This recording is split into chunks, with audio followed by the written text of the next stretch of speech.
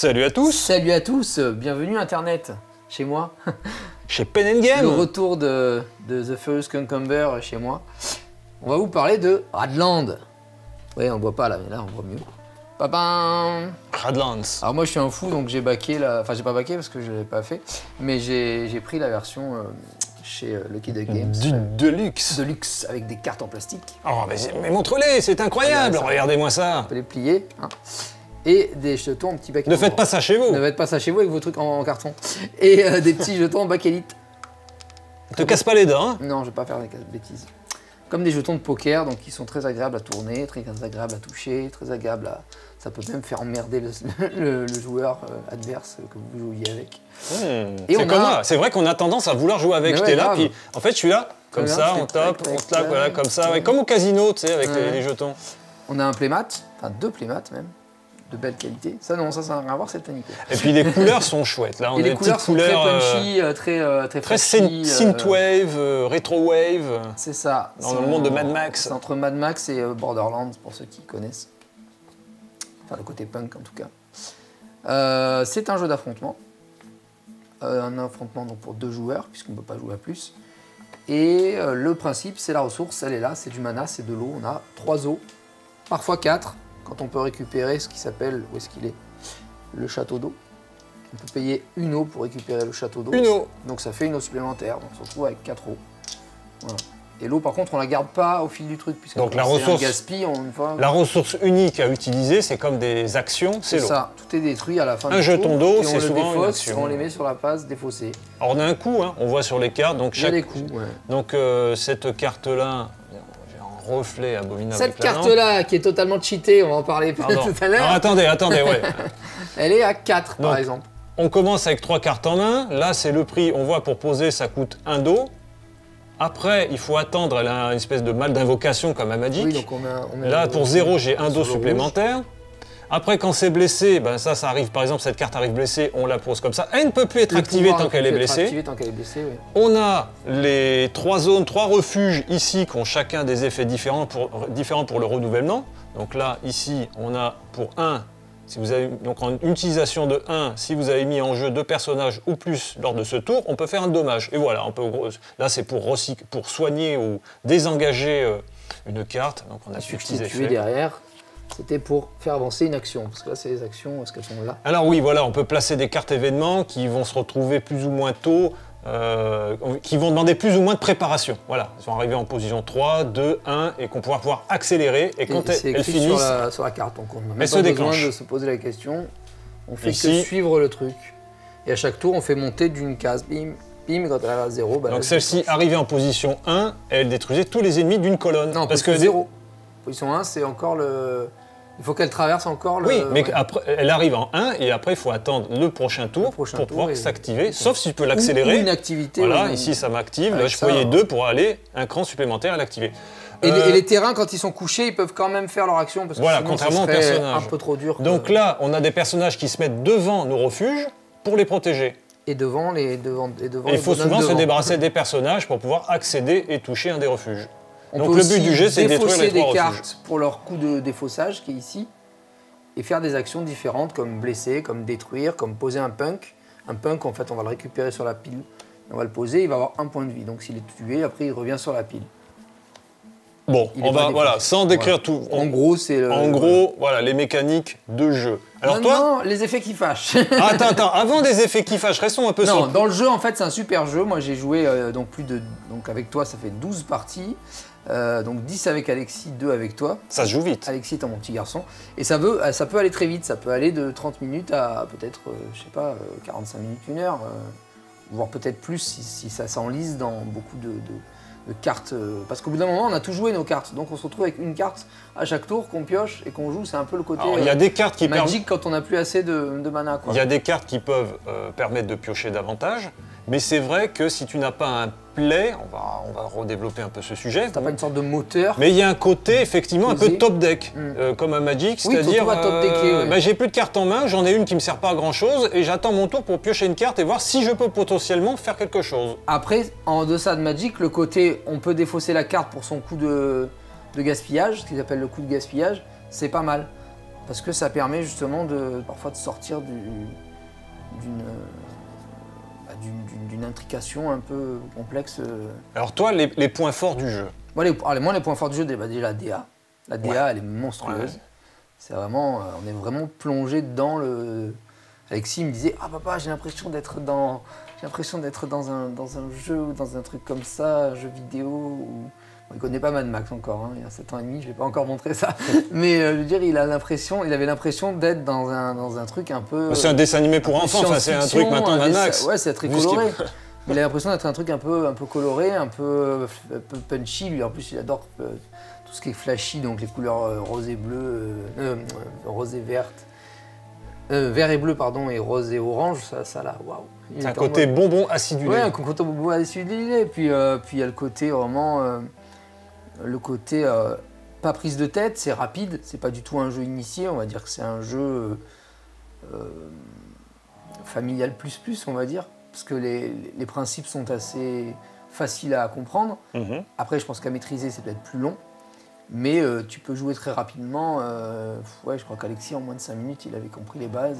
Alors, est-ce que toi, tu as eu un sentiment un peu de maîtriser au bout de 11-12 parties? Tu connais mieux les cartes, tu sais ce qui peut arriver, et tu te sentais meilleur. Oui, maintenant, je me sens beaucoup plus à l'aise. Donc, il y a quand même une expertise. J'avais un peu peur au début, parce que je me disais, putain, il y a beaucoup de trucs, tous les camps de machin, de trucs, puis en fait, si vous faites ça, tout ça. Et puis, petit à petit, je me suis dit, non, en fait, c'est assez intuitif. C'est assez rapide et on a vraiment l'impression de maîtriser rapidement au bout de quoi, peut-être 4 parties. Au bout de 4 parties, j'avais vraiment l'impression de maîtriser le jeu, quoi. Tu faisais... Je faisais pas ce que je voulais parce que ça dépendait bien évidemment des pioches, de la pioche. Mais tu avais de meilleurs résultats avec les cartes que tu avais. Mais j'avais un résultat avec la carte. Et très vite, je crois que c'est dès la 2e ou 3e partie, Alexis a voulu qu'on joue avec les terrains qui ne sont pas définis par le jeu. Parce que normalement, on a des terrains définis par le jeu. Bon, là, je ne les ai pas tous en tête, mais on pioche le canon, on pioche le totem de la victoire et on pioche, je sais plus, hein, le camp de provision. Il y en a pas mal de camps différents. Oui, il y a énormément de camps différents. C'est pas mal. Vas-y, montre-nous un peu.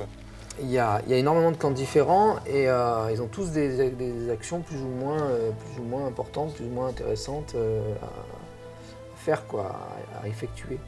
Et à chaque fois, en fait, il y a un petit chiffre qui va te donner le nombre de cartes que l'on pioche en début de jeu. Donc si tu prends un très gros truc, par exemple, tu peux te retrouver avec 0 carte au début parce que tu vas prendre 3 camps qui seront à 0. Donc tu n'auras aucune carte dans la main, mais tu auras des camps très très puissants. Et donc en fait, soit on démarre avec 3 camps chacun qui sont choisis par le jeu, c'est-à-dire qu'ils font partie de la règle du jeu, ou alors ils te disent, vous brassez tous les camps, vous en sortez 6 pour chacun, et sur ces 6-là, chaque adversaire en choisit 3 qu'il va garder. Et là, forcément, ça change complètement la donne, parce que c'est plus du tout maîtrisé par le jeu. Là, c'est toi qui influe ton propre système, ta propre envie. Si tu as envie d'être massivement violent, bah, tu vas écarter tout ce qui est trop temporisé, et tu vas prendre des trucs qui attaquent tout de suite, enfin qui sont très massifs. Et si tu es plus en mode voilà, moi j'aime bien le contrôle, tu vas prendre des choses qui vont te permettre soit de relever des cartes, soit de... c'est en fonction du choix, parce que là, ce que tu m'as proposé, donc 6 refuges, je devais en prendre 3 sur les 6. Et ce que j'ai choisi là, en me disant, je vais maxer sur pas le soin, mais la recharge. Un peu de contrôle, un peu de destruction. Donc le fait de pouvoir réactiver des cartes, ou de soigner même des refuges. J'avais 2 cartes qui permettaient ça, avec le petit L, enfin le petit angle vert. Oui, la seule manière de soigner une carte, c'est ça, c'est des cartes avec le refuge. Parce que s'il est blessé, par exemple, cette carte arrive blessée directement, donc elle ne peut pas s'activer. Mais si, avec les cartes que j'avais, je pouvais la réactiver, elle redevenait utile, elle était assez efficace. Pour un coup de 1 seulement, je pouvais faire un dommage. Ou avec le gaspille. Le gaspille aussi peut permettre de relever une carte. Ah oui, alors on a oublié aussi un effet de défausse. Donc le fait de ne pas jouer la carte, mais simplement de la perdre. Donc là, ça me donne un dos si je me débarrasse de cette carte, je la défausse. Voilà. Ok. Et ça te permet de garder ton eau parce que du coup, tu vas faire des sortes d'actions sans utiliser d'eau. Et c'est vrai que là, c'est peut-être une expertise. Je t'ai pas vu trop jouer ça. Moi, j'en ai fait que 2 parties. Et tu vois, j'ai peut-être trop de cartes en main. J'aurais dû peut-être plus défausser. Je pense pas que ça m'aurait changé vraiment la donne, mais moi, je les ai gardés en me disant, ouais, ils sont pas mal. J'en ai défaussé beaucoup, en fait.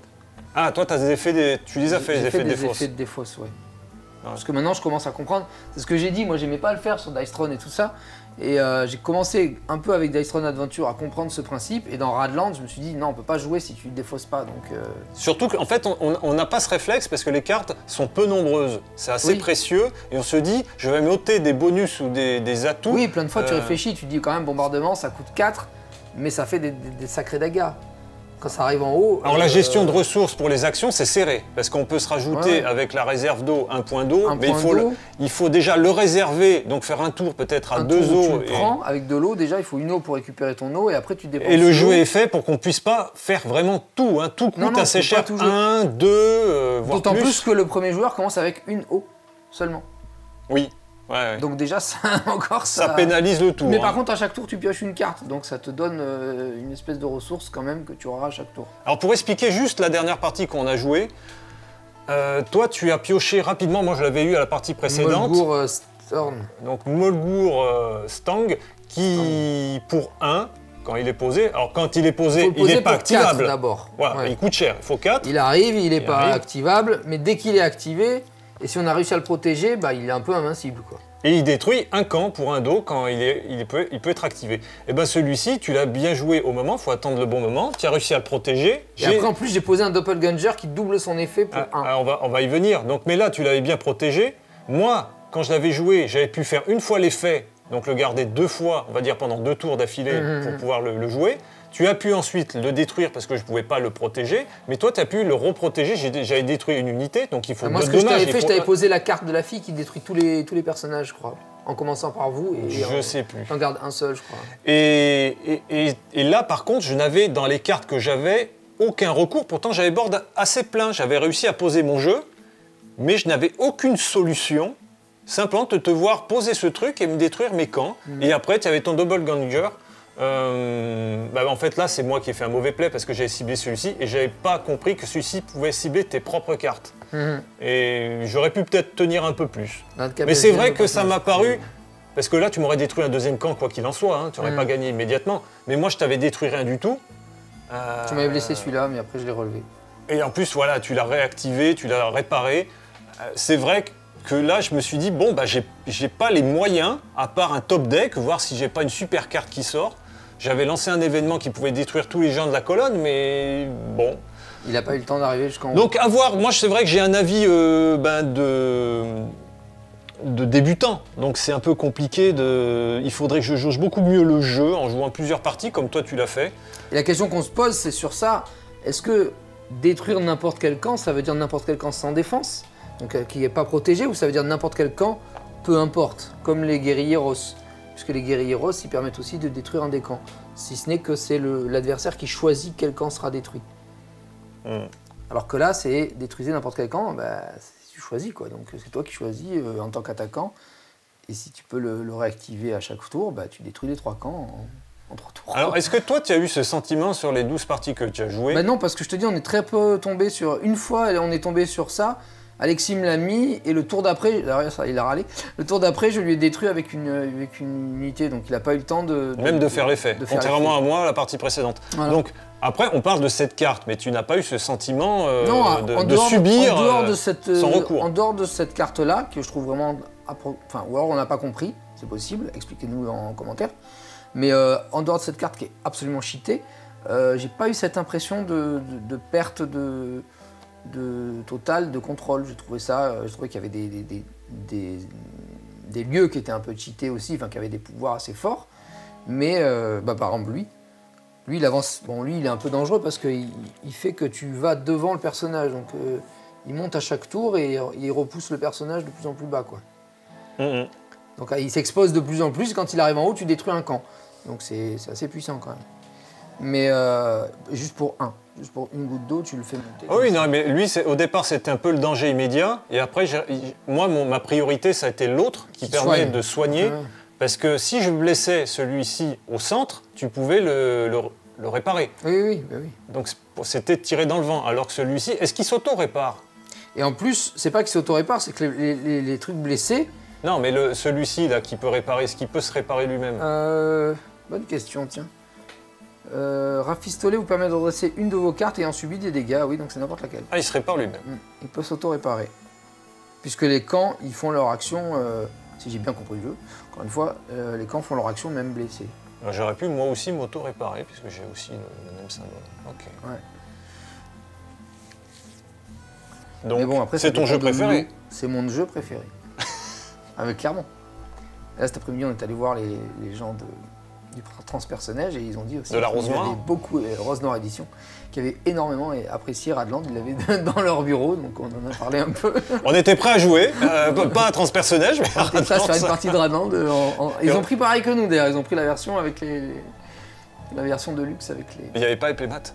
Non, ils les avaient pas montrés, mais ils les avaient puisque c'était les jetons en bac. Ah, ça allait avec, c'était pas une option, c'était dans la boîte. Ouais. Aïe aïe aïe. Bon, on va devoir y retourner et se mesurer à eux et en parler tous ensemble de l'expérience sur Atlante. Donc toi, c'est un gros plus, tu as bien enchaîné avec ton fils. Moi, c'est un gros plus et j'ai beaucoup aimé le fait d'avoir l'eau dans la main, à la différence de Magic. Je commence Magic un peu à décrocher parce que je trouve que ça devient de plus en plus une usine à gaz et de moins en moins fun. Parce que dès que t'as pas de terrain, bah, tu regardes l'adversaire jouer, et puis quand c'est des bleus, tu le laisses tomber. Quoi. Oh, si tu veux faire un aparté Magic, bon, ils essaient de trouver des solutions avec des terrains qui font des effets. Non, mais ça évolue, ça fait des trucs de. Mais il y a toujours un problème de pioche où tu peux avoir vraiment une partie morte, parce que t'as beau faire un mulligan, repiocher, ça fonctionne pas. Alors que là, par exemple, là, t'as pas de mulligan, puisque ta pioche va dépendre en fait des terrains que tu choisis au départ. T'as tes trois zones d'eau, donc tu pourras de toute façon jouer quelque chose. Peu importe ce que tu pourras jouer, mais tu as 3 niveaux de mana, on va dire, donc tu pourras jouer 3 trucs. Et à chaque tour, tu pioches une carte, donc il te permettra aussi d'être défaussé pour son coup de gaspillage. Donc, t'es jamais vraiment bloqué, et t'as jamais vraiment ce sentiment de te dire ah, zut. Alors, je vais faire moi juste... Toi, t'as un petit bémol à voilà, moi là, c'est juste un petit bémol, mais moi, c'est comment dire, une approche du jeu qui est particulière, notamment sur... Là, c'est pas un deck building, ouais. Mais de jeu. Là, je comparais, on va dire, à Hero Realms. Alors, Hero Realms, tu joues tes cartes, tu as la satisfaction immédiatement, tu poses tes héros, donc tes personnages, ils font directement l'action. Alors que là, c'est beaucoup plus posé, et je trouve parfois un peu passif. Je peux pas faire ce que je veux, j'ai pas satisfaction, je dois vraiment compter à tout. Ah, je peux faire que 2 actions, parce qu'en gros, toi, t'aimes pas que ça arrive et que ça soit pas prêt, quoi. C'est pas prêt, voilà, donc il va subir, il risque de disparaître assez vite. Alors le jeu n'est pas fait ainsi, tu peux poser, tu vois, tout n'a pas disparu, mais enfin, tu as quand même des effets, comme ici, tu fais tout, tu fais le ménage. Oui, oui, oui. Tu avais une autre carte où tu avais fait grandement le ménage. Oui, c'était la fille. Tu as des effets très forts dans le jeu. Mais moi, c'est vrai qu'en tant que joueur qui aime un peu du Hero Realms, qui n'a pas la même approche, la même philosophie, mais c'est vrai de devoir poser, compter des cartes que je... Il y en a qui ont des effets immédiats en plus. Mais la plupart n'en ont pas, dire « Ah, je l'ai posé, mais ça fait rien. Je l'ai posé, ça fait rien, je vais attendre. » Donc c'est un rythme de jeu qui est différent, une satisfaction qui n'est pas la même. Pour le moment, voilà, je ne trouve peut-être pas le compte de ce que je rechercherais dans un jeu de ce type-là. Mais après, voilà, c'est tout ce que tu as avancé, effectivement, pourrait m'amener à l'aimer. Il faudrait que j'y joue davantage. Et moi, ce que je regrette un peu aussi, c'est le côté, bon ça c'est encore mon côté joueur de Magic qui parle, mais c'est le côté qu'il n'y a pas d'éphémère en fait. Donc il n'y a pas moyen de contrer une action que va poser l'autre avant qu'il la résolve. Tu voudrais pouvoir avoir l'option de faire un effet pendant le tour de ton adversaire. J'aimerais bien, si jamais ils veulent avancer plus loin et faire des extensions ou je ne sais quoi, de créer des effets de contre ou des effets de piles, d'empilement de piles, de résolution, qui pourraient permettre effectivement d'éviter par exemple la débâcle d'un mec comme ça, d'un mec aussi puissant. Alors le seul événement qui permettait, de ce que j'avais vu notamment, on parlait tout à l'heure des ordres, enfin du temps passé de préparation pour des événements, moi j'avais une carte qui me permettait de te faire perdre un temps de résolution. Oui. Mais c'était pas pendant ton tour, c'était pendant le mien. Mais ça avait un effet sur ce que tu essayais de préparer. Oui, oui. Sur mon tour à moi, ça me et puis il y a des contres. Mon attaque de... Les contres, on va dire, c'est blesser un des personnages pour qu'ils deviennent inactifs. Oui. Donc, t'as quand même, voilà. Ça, mais c'est pas mal. C'est chacun son tour. Mais c'est vrai que c'est chacun son tour. Il n'y a pas cette espèce d'appréhension du « Ah merde, qu'est-ce qui va jouer à mon tour qui va m'impacter » quoi. Bon, peut-être y ont-ils pensé, mais qui se sont dit que ça... après, peut-être qu'ils l'ont en tuyau pour d'éventuelles extensions, un peu comme Pagan qui a de l'extension à un autre système de mécanique de jeu, et peut-être que s'ils ont d'autres volontés... Toi, ce serait ton désir. Moi, ça serait un peu mon désir en tant que joueur, d'avoir un... J'aime bien, mais je trouve qu'il manque une part de stress. Ah bah. Voilà, c'est ça. En fait, j'étais un peu trop détendu dans la plupart des parties. Bon, pas dans celle de hier avec toi, mais dans la plupart des parties, j'étais un peu détendu. Quand tu te subis le gros gars qui va détruire directement un refuge, je sais pas si c'est très agréable ou très serein. Oui, mais moi, j'avais pas de stress en me disant... Je me disais pas, ah bah tu vas me le détruire. Parce que en plus, je savais que j'avais le doppelganger qui... Oui, parce que là, ton play était posé. Voilà. Donc là, pour cette partie, tu n'as pas eu la satisfaction de gagner comme de la sorte. Donc j'ai une satisfaction, mais qui était pas aussi importante que si j'en avais lutté pour baver, pour pouvoir poser mon play, quoi. Alors là, on en revient un peu à Magic, c'est que dans toutes les parties, on n'a pas toujours la même satisfaction de pouvoir sortir un play satisfaisant. Là, c'est un peu pareil, on a fait une deuxième partie, on s'y est pas retrouvé, on va peut-être s'y retrouver dans une autre, rapide, ça arrive, parce et c'est rapide. On a commencé à 23h, à 23h30, c'était terminé, quoi. Enfin, là, vraiment, c'est allé rapidement. Ah oui, mais là, c'est enchaîné. Les parties peuvent durer 20 minutes. Mais pour moi, là où, alors comme tu le dis, le problème pour moi, c'était une partie à vide, c'est que j'ai posé des trucs, je pouvais faire des effets, ben, tu m'as court-circuité très vite et tu m'as tué. Voilà, fin. Donc j'ai même pas pu faire vraiment quelque chose d'intéressant avec mon play. Donc pour moi, c'était clairement décevant. Oui, du coup, même pour moi, c'était décevant parce que je me suis dit, bon bah, t'as gagné trop vite, quoi. Enfin, j'aurais aimé un peu plus de combativité, même de mon côté à moi, tu vois. Là, t'es mis en danger. Là, t'étais en ligne droite. C'est que moi, j'ai essayé effectivement de me placer, de te contrer. Bon, tu m'as quand même blessé celui-là, mais comme t'avais rien pour aller derrière, j'étais. Mais j'avais réussi presque à faire le ménage, mais t'as pu reposer directement un autre mec, et donc j'ai me retrouvé dans une situation complètement. J'ai eu de la chance bloquée. aussi. J'ai transformé mon punk avec une carte. Oui. Et je l'ai retourné. C'est mon pouvoir. Retourner l'un de vos punks. Si c'est un personnage, il entre en jeu, mais n'est pas prêt. Si c'est un événement, défaussez-le pour gagner un punk et gagner de l'eau. Bah, du coup, là, je me retrouvais avec un doppelganger qui m'a permis, au tour d'après, de doubler la capacité de destruction du camp. Bon, eh ben, écoutez, dites-nous en commentaire, pour ceux qui ont apprécié le jeu, qui le connaissent, un peu votre propre expérience, votre propre retour, comparé, on va dire, au nôtre. Tout à fait. Donc Guy, toi, t'en as joué 12, j'imagine qu'il y en a qui en ont déjà joué 50 ou 60, puisque ça se joue rapidement, parce qu'on aime le jeu. Hein, moi, je pense. À la Rose Noire, il kiffait énormément le jeu, il semblait aussi avoir pas mal joué. Ouais. Donc voilà, nous, c'est juste notre retour dans l'immédiat, moi, mon petit retour, et puis toi, en tant que joueur déjà, qui a commencé à bien se lancer dans le jeu. Et surtout, bah, il n'y a pas de retour négatif en soi. Enfin, je veux dire, c'est pas un avis du tout qui va accabler le jeu. Au contraire, c'est vraiment. Ah ben pour moi, c'est juste un retour sur cette partie. On a dit voilà, il y a sur cette partie-là de retour constructif sur une carte que je trouve un petit peu exagérée. Et je pense que ça peut concerner l'ensemble des jeux où tu peux avoir une partie non satisfaisante. Ça peut arriver. Donc oui, on du va coup, pas s'arrêter à ça. Ça peut, il faut essayer de lisser ça sur l'ensemble des parties et en considérant que le jeu est rapide. Parce que si le jeu, par exemple, te prenait 1 heure et que tu n'as pas satisfaction en 1 heure, là, c'est plus pesant. Bien, eh ben, achetez-le. Merci à tous. Merci. Allez, tchuss. Ciao.